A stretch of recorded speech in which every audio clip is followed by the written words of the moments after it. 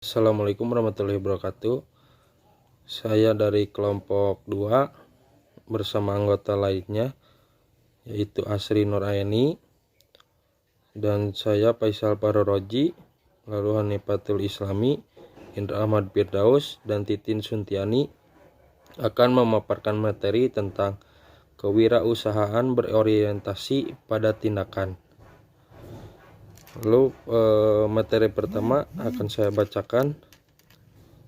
Yang pertama, pengertian berorientasi pada tindakan.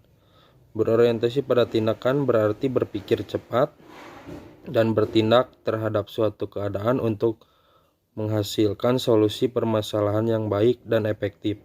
Sikap ini terkadang dikaitkan dengan beberapa seorang responsif terhadap keadaan, seberapa cepat untuk mengambil tindakan sebagai solusi terhadap masalah yang ada, dan seberapa jauh komitmen orang tersebut atas perkataannya. Baik, untuk materi kedua akan dibawakan oleh saya, Titin Suntiani, yaitu tentang sikap berorientasi pada tindakan.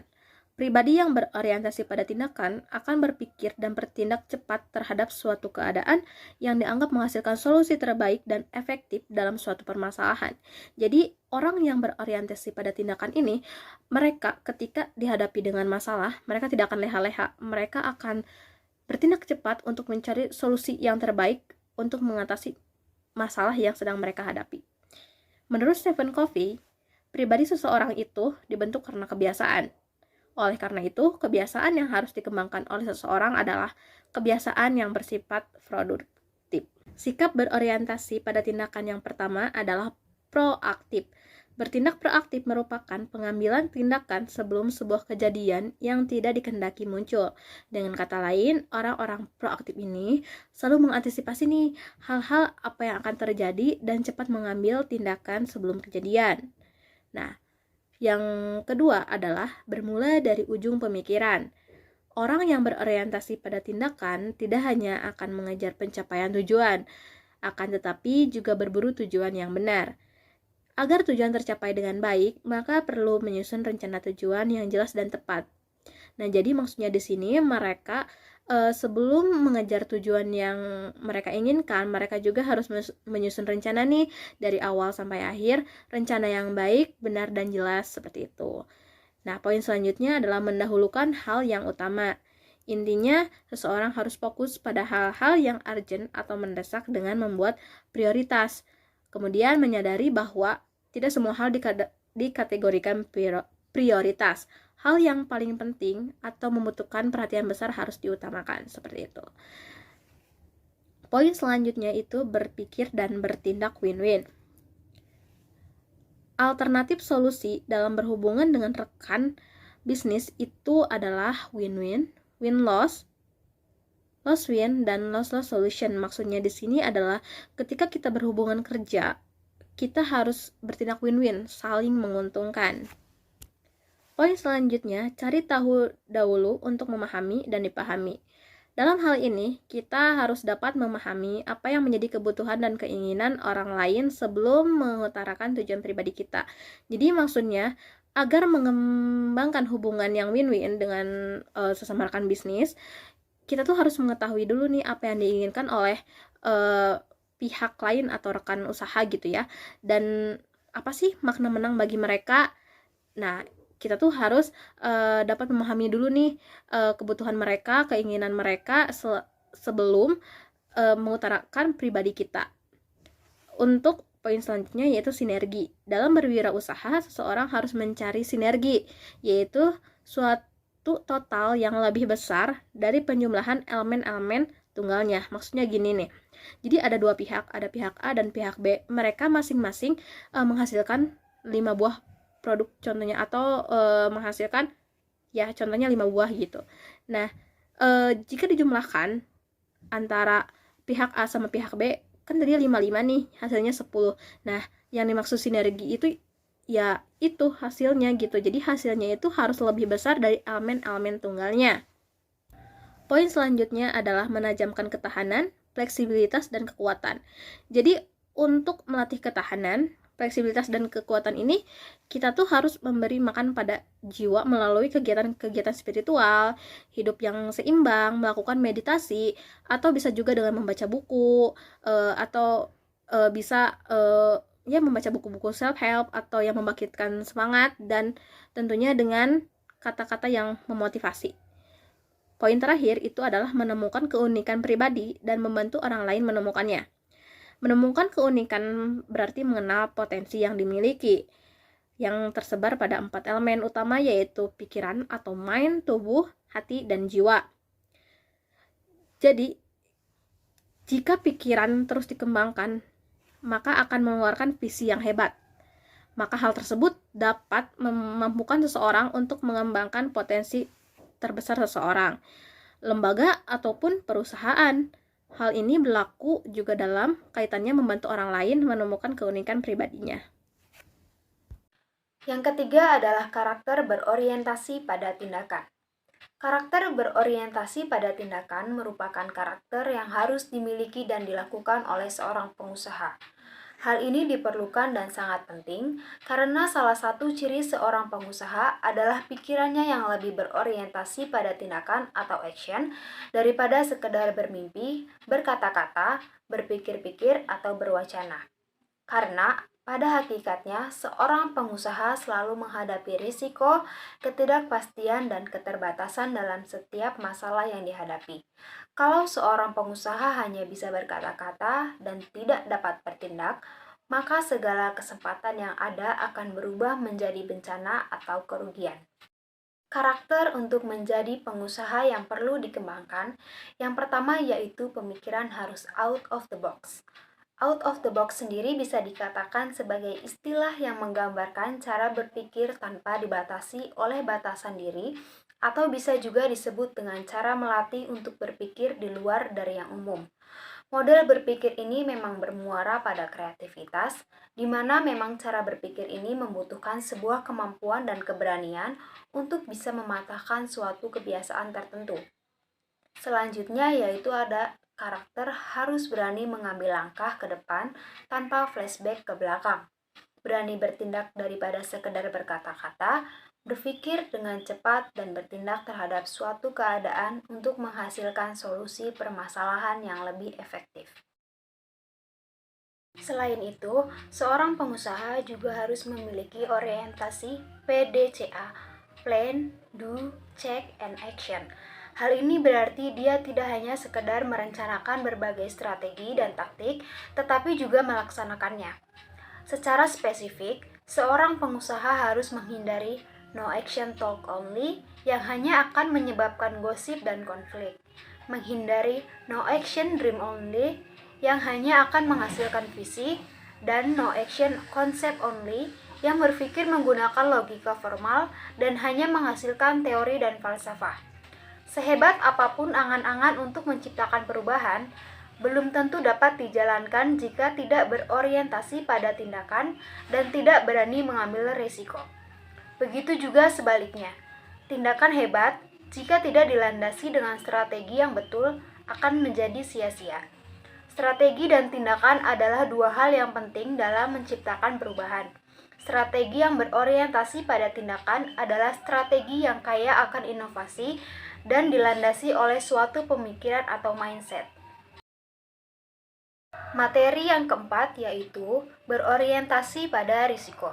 Risiko adalah suatu kemungkinan yang terjadi berupa konsekuensi, akibat, atau bahaya yang tidak diinginkan atau tidak sesuai dengan harapan yang terjadi akibat sebuah proses yang sedang berlangsung atau kejadian yang akan datang. Seorang wirausaha seharusnya tidak hanya berorientasi pada tindakan, tetapi juga harus berorientasi pada risiko. Bagi seorang wirausaha, menghadapi risiko adalah tantangan, karena mengambil risiko berkaitan dengan kreativitas dan inovasi serta merupakan bagian penting dalam mengubah ide menjadi kenyataan.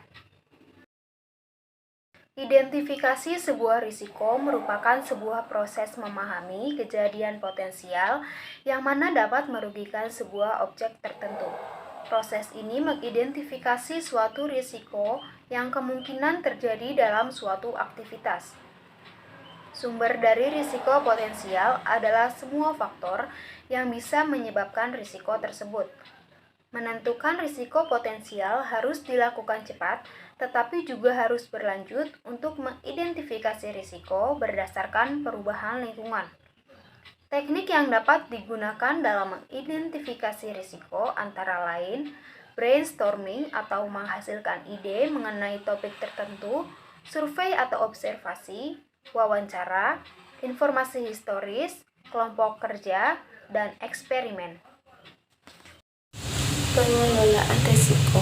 Mengelola risiko atau disebut juga dengan manajemen risiko merupakan suatu proses identifikasi, mengukur risiko, serta membentuk strategi untuk mengelolanya melalui sumber daya yang tersedia. Tujuan dari pelaksanaan manajemen risiko adalah untuk mengurangi risiko yang berbeda-beda yang berkaitan dengan bidang yang telah dipilih pada tingkat yang dapat diterima oleh masyarakat. Cara mengolah suatu risiko: pertama, penghindaran; kedua, ditahan; ketiga, diversifikasi, berarti penyebaran eksposur yang kita miliki sehingga tidak terkonsentrasi pada satu atau dua eksposur saja. Contoh, pemegangan aset tidak hanya satu tetapi bermacam-macam. Saham, obligasi, properti. Jika terjadi kerugian pada satu aset, kerugian tersebut bisa dikompensasi oleh keuntungan aset yang lain. 4. Transfer risiko. Keputusan mengalihkan risiko adalah dengan cara risiko yang kita terima tersebut kita alihkan ke tempat yang lain sebagian. Kelima, pengendalian risiko dilakukan untuk mencegah atau menurunkan probabilitas terjadi risiko atau kejadian yang tidak kita inginkan dengan cara melakukan kebijakan antisipasi terhadap timbulnya risiko sebelum risiko itu terjadi. Keenam, pendanaan risiko menyangkut penyediaan sejumlah dana sebagian cabang guna mengantisipasi timbulnya risiko di kemudian hari, seperti perubahan nilai tukar dolar terhadap mata uang domestik di pasaran. Untuk materi selanjutnya akan dibacakan oleh saya, Indra Ahmad Firdaus. Perencanaan dan tindakan. Dalam menentukan perencanaan terhadap tindakan yang diambil, berarti memerlukan cara pengambilan keputusan yang baik dan cepat. Hal ini tentunya akan mempengaruhi hasil akhir dari keputusan dan tindakan yang kita ambil. Membuat keputusan atau decision making adalah suatu proses memilih alternatif tertentu dan beberapa alternatif yang ada. Seorang wirausaha diharapkan lebih aktif dalam dan lebih kreatif karena ia harus membuat keputusan atau decision making tanpa bantuan data-data kuantitatif atau data berbentuk angka-angka atau dukungan staf yang berpengalaman. Keberhasilan seorang wirausaha di dalam bisnis tergantung pada kemampuan membuat keputusan yang meningkatkan kemampulabaan bisnisnya pada masa yang akan datang. Adapun pedoman untuk membuat keputusan, kuncinya adalah sebagai berikut. Pertama, terlebih dahulu, tentukan fakta-fakta dari persoalan yang sudah dikenal. Kedua, identifikasi bidang manakah dari persoalan-persoalan yang tidak berdasarkan fakta-fakta. Di bidang yang dikenal inilah seorang wirausaha yang menggunakan logika, penalaran, dan institusinya untuk membuat keputusan. Ketiga, keberanian dan antusiasme sangat diperlukan dalam menerapkan sebuah keputusan. Keempat, bersedia untuk mengambil tindakan agresif dalam menerapkan sebuah keputusan. Kelima, ambillah risiko yang sedang jika terdapat kepastian yang besar. Keenam, dalam keadaan tertentu mungkin lebih baik untuk meneruskan sesuatu yang telah berhasil pada masa lampau. Selanjutnya, jauhilah keputusan-keputusan yang akan mengubah secara drastis susunan organisasi yang sekarang. Terus keputusan perlu diuji cobakan dahulu. Jika keputusan diambil berdasarkan pada pengalaman masa lalu, hendaknya tergantung juga pada tempat, waktu, pendidikan, wirausaha, dan sebagainya. Pertama, seorang wirausaha yang kreatif adalah yang pandai mengambil keputusan-keputusan yang tepat dalam bisnisnya. Kedua, seorang wirausaha suksesnya tergantung pada kemampuan mengambil keputusan yang meningkatkan kemampuan bisnis pada masa mendatang. Ketiga, seorang wirausaha yang ingin maju sangat tergantung pada ekspektasi masa depan dan keberlanjutan bisnisnya. Selanjutnya, sifat-sifat yang menghasilkan tindakan yang efektif. Pertama, jadilah proaktif. Maksudnya adalah lebih dari sekedar mengambil inisiatif. Bersikap proaktif artinya bertanggung jawab atas perilaku kita sendiri dan membuat pilihan-pilihan berdasarkan prinsip-prinsip serta nilai-nilai ketimbangan pada suasana hati dan keadaan. Kedua, merujuk pada tujuan akhir. Ketiga, dahulukan yang utama. Maksudnya adalah mengorganisasikan dan melaksanakan apa-apa yang telah diciptakan secara mental. Keempat, berpikir menang. Cara berpikir yang berusaha mencapai keuntungan bersama dan didasarkan pada sikap saling menghormati dalam semua interaksi. Kelima, memahami untuk dipahami. Memahami apa yang orang lain sampaikan, kemudian baru sebaliknya, demi terciptanya komunikasi yang lancar dan inti yang dibicarakan tersampaikan. Keenam, wujudkan sinergi. Sinergi adalah dari sikap saling menghargai, memahami dan bahkan memanfaatkan perbedaan-perbedaan yang ada dalam mengatasi masalah dan memanfaatkan peluang. Ketujuh, mengasah gergaji, memperbarui diri terus-menerus dalam bidang kehidupan dasar, fisik, sosial atau emosional, mental, dan rohaniah. Kebiasaan inilah yang meningkatkan kepastian kita untuk menerapkan kebiasaan-kebiasaan efektif lainnya. Sekian pemaparan materi dari kelompok 2. Mohon maaf apabila banyak kesalahan, baik dari segi materi ataupun ucapan. Wabillahi taufiq wal hidayah. Wassalamualaikum warahmatullahi wabarakatuh.